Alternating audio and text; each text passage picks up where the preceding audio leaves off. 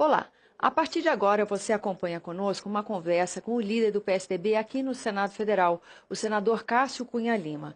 E o nosso tema é a crise econômica que o país enfrenta e as possíveis saídas. Esse tem sido um tema frequente aqui no Senado Federal, tanto em debates quanto em reflexões. E por isso nós estamos ouvindo os parlamentares a respeito do assunto. Senador, muito obrigada pela sua presença aqui no nosso programa. A apreensão com a crise econômica é uma unanimidade, apesar de todas as divergências dos vetores aqui da casa, esse é um ponto convergente, né, senador? Que a crise é grave e que ainda não temos um horizonte para sair dela, não é isso? A crise é profunda, é grave e o que é pior, ela vai piorar. Não estou trazendo mau agouro, mas é uma constatação que é feita por quem trabalha, por quem produz, pelo mercado, pelos analistas econômicos, por uma razão simples: falta governo. Não há mais um governo que possa conduzir o Brasil para um rumo de desenvolvimento. Falta governo porque acabou a credibilidade. A presidente não só perdeu credibilidade, já tinha perdido popularidade. Mas isso não é mais grave, porque vários outros governantes já perderam popularidade e não representou nenhum grande desastre. O problema é quando você não tem popularidade, não tem credibilidade e se transforma em motivo de chacota nacional, como vem acontecendo com a presidente Dilma, diante da incapacidade que ela demonstra de forma cotidiana de governar o Brasil. Então, só se fala em ajuste fiscal, que é algo importante, mas no tema ajuste fiscal por uma única via: aumento de impostos, aumento de carga tributária. E o país não suporta mais pagar impostos, principalmente para um governo que está afundado em crises de corrupção, que não consegue ter a competência mínima de gerenciar o dia a dia do Brasil e que promete algumas medidas, as mais simples, como, por exemplo, extinguir alguns ministérios, reduzir o número de cargos comissionados para contribuir com esse ajuste, e sequer torna efetivo e prático esses anúncios. A situação é muito grave. Hoje, o impeachment é improvável, as novas eleições é improvável e a presidente Dilma concluir o mandato também é improvável. É um mundo de incertezas, porque temos que cumprir algumas etapas para concluir a resposta inicial, que está longa. Não, mas... A primeira etapa é resolver o problema da presidência da Câmara. O presidente Eduardo Cunha não tem mais condições de presidir a Câmara Federal. Enquanto ele for presidente, ele continuará fazendo uma cortina de fumaça com a chamada pauta-bomba, com a pauta conservadora, para esconder o real debate, que são as acusações graves que ele sofre, que ele tem direito à defesa, que deve ser julgado pelas provas que estão sendo apresentadas, mas é inequívoco que ele perdeu as condições de presidir a Câmara Federal e ser o terceiro na sucessão, o segundo, na verdade, na sucessão presidencial, da presidência da República. Então, o país caminha para o abismo. É terrível isso, o desemprego não para de crescer, a inflação já ultrapassa 2 dígitos, teremos uma diminuição do PIB de 3,5%, aumento de gás, de gasolina, de conta de energia, de conta de água, carestia de volta. E cadê o governo? Onde está o governo para tomar medidas, apresentar uma agenda? E nós da oposição estamos dispostos a discutir uma agenda com o governo, mas não há sinceridade em nenhuma proposta. O governo trabalha por espasmos, trabalha de forma improvisada e realmente a situação do país é muito grave e extremamente preocupante. Alguma sugestão, horizonte, perspectiva do que seria uma possibilidade de saída para uma situação dessa? Eu tenho defendido a saída dentro da Constituição e no império da lei. O PSDB não abre mão de defender alternativas para essa crise dentro da Constituição e com o império da lei. Novas eleições. O presidente da República cometeu uma série de crimes eleitorais para se reeleger. Não falo nem na mentira que ela fez durante a campanha, enganando de forma proposital, de maneira deliberada o povo brasileiro. Eu me refiro a crimes eleitorais praticados e que são passíveis de punição pelo Tribunal Superior Eleitoral. E que vão ser avaliados ainda. O processo está em tramitação, tem um processo tramitando no TSE, confiamos plenamente na Justiça Eleitoral, porque a legislação eleitoral que foi feita com muito rigor coíbe esse tipo de delito que foi praticado. Então nós temos um calendário que pode ser muito favorável. O ano que vem nós temos eleição para prefeitos e vereadores. Portanto, a Justiça Eleitoral já estará mobilizada para realizar essas eleições.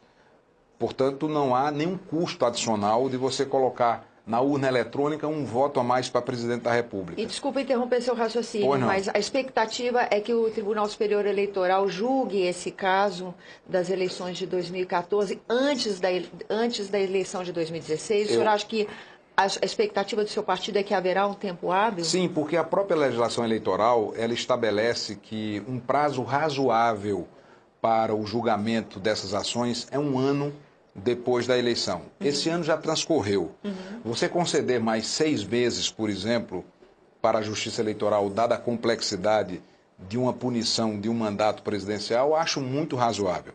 Então nós teríamos um calendário que pode coincidir com o julgamento pelo TSE, que resultaria no afastamento da presidente e do vice-presidente, assumiria a presidência da República por 90 dias o presidente da Câmara, e é por isso que Eduardo Cunha precisa sair, porque ele não tem condições de governar o Brasil nem por 9 segundos, avalie por 90 dias. Mas o Conselho de Ética da Câmara deve julgar a admissibilidade desse processo ainda nesse mês de novembro, não é isso? Isso, eu acho que nos próximos 6 meses esse processo também estará concluído, onde a Câmara poderá eleger um novo presidente.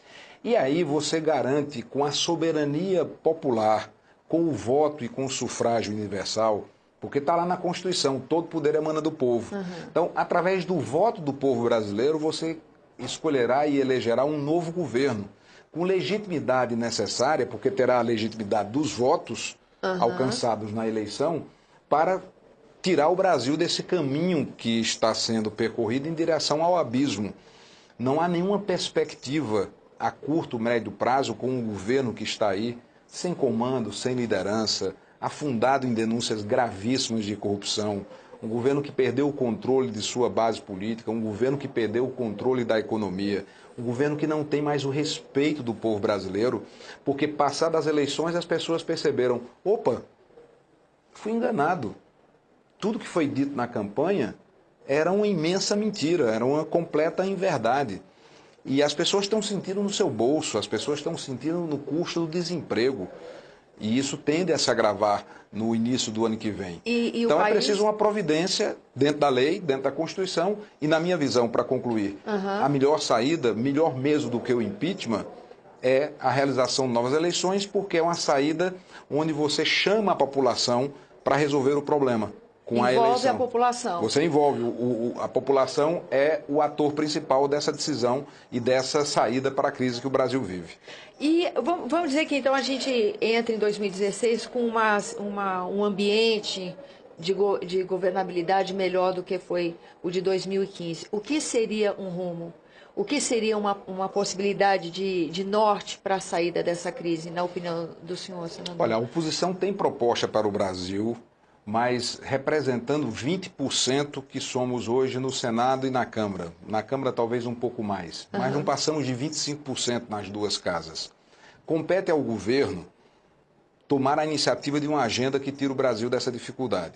O problema é que a agenda do governo é monotemática, é um tema só, ajuste fiscal e por uma via, aumento de impostos. A presidenta anunciou redução de ministérios, de cargos comissionados, como eu lembrei há pouco, e não fez nada. Ficou no anúncio. Uma máquina inchada, aparelhada politicamente para alimentar um projeto de poder. O Estado não gera riqueza. Quem gera riqueza são os trabalhadores, são os empresários, os agricultores, os industriais, o comércio, a área de serviços.